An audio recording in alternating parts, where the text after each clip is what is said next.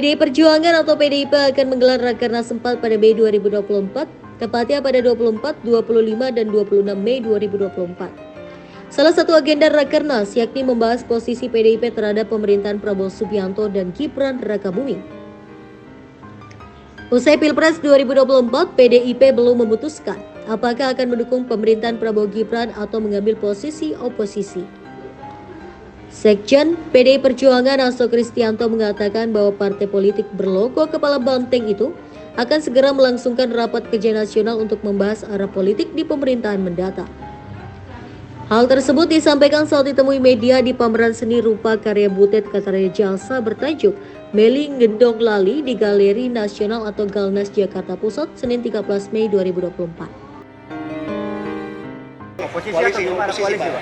Ya, terkait bagaimana sikap PDI Perjuangan, apakah berada di dalam pemerintahan ataupun di luar pemerintahan, itu merupakan kebijakan dari Ibu Megawati Soekarno Putri, dan Rakernas partai ke depan akan merumuskan sikap-sikap politik di dalam menghadapi seluruh dinamika politik nasional maupun global, dan juga langkah-langkah strategis yang akan dilakukan partai pasca pemilu. Dia juga menambahkan bahwa nantinya dalam Rakernas PDI Perjuangan, pihaknya akan mendengarkan banyak masukan dari akar rumput partai. Dari masukan-masukan tersebutlah, kata Hasto, pihaknya akan langsung menentukan sikap politik mengenai posisi PDI Perjuangan di pemerintahan Prabowo Subianto dan Gibran Rakabuming Raka. Sekali lagi, Rakernas akan membahas hal-hal yang sangat strategis. Apakah sikap PDI Perjuangan terkait dengan berada dalam pemerintahan atau di luar pemerintahan, nanti kita akan mencermati seluruh dinamika termasuk pembahasan di dalam Rakernas, karena nanti ada komisi sikap politik yang akan membahas setelah mendengarkan masukan-masukan dari DPD partai. Dari situlah kami akan formulasikan sikap politik termasuk bagaimana pemerintahan ke depan harus disikapi oleh PDI Perjuangan.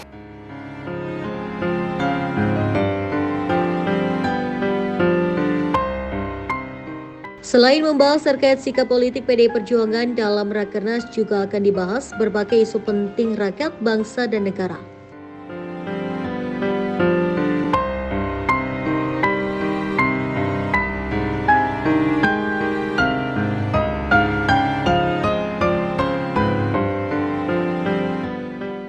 PDI Perjuangan punya sikap sebagai oposisi. Sebenarnya ini kehendak dari rakyat dari bawah. Jadi bukan maunya elit gitu loh. Jadi apa yang disampaikan oleh saudara Ganjar dan Mahfud, yaitu cerminan daripada sikap daripada PDI Perjuangan. Dan juga pengalaman PDI Perjuangan waktu SBY 2 periode jadi presiden, juga kita oposisi. Malah itu mengumpulkan energi, membuat kita lebih kuat lagi dan kedepannya menang. Itu pengalaman. Tidak mau kita terima waktu itu ditawarin, tidak ada cerita. Dan itu terhormat dan itu dihargai. Itu juga yang menjadi sikap kita sekarang.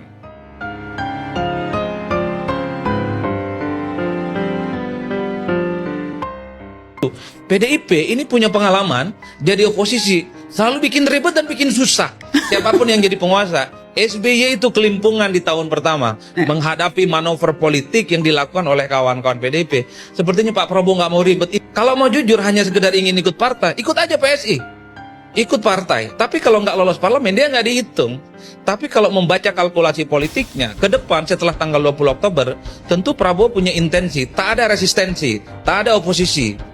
Tak ada yang kemudian membuat Prabowo ini di masa menjalankan pemerintahan kekuasaannya 5 tahun ke depan, ini ada protes-protes yang cukup keras ya, terutama di kelompok-kelompok yang kalah pemilu. PDIP ini punya pengalaman jadi oposisi, selalu bikin ribet dan bikin susah siapapun yang jadi penguasa, SBY itu kelimpungan di tahun pertama menghadapi manuver politik yang dilakukan oleh kawan-kawan PDIP. Sepertinya Pak Prabowo nggak mau ribet. Ini kawan ini harus diajak rangkulan. Kalaupun toh nggak mau menjadi bagian di dalam, apalah judulnya. Yang penting nggak protes, yang penting nggak jadi oposisi, yang penting bisa kerjasama. Itu yang sedang dirumuskan. Apakah jadi menteri ataukah memang koalisi di parlemen? Kan di parlemen ini adalah sesuatu yang seksi. Alat-alat kelengkapan dewan saya kira banyak. Siapa yang harus jadi ketua MPR, siapa yang harus jadi ketua Banggar, siapa yang harus menjadi alat-alat kelengkapan dewan, pimpinan komisi. Dan semuanya itu terbuka untuk bargaining ya. Jadi bargaining posisi itu bukan hanya menteri, bukan hanya komisaris BUMN. Oh, bukan. Bukan hanya jabatan-jabatan, tapi Dan saya hakul yakin termasuk tarikan habisnya dengan pilkada 2024 di bulan November ini.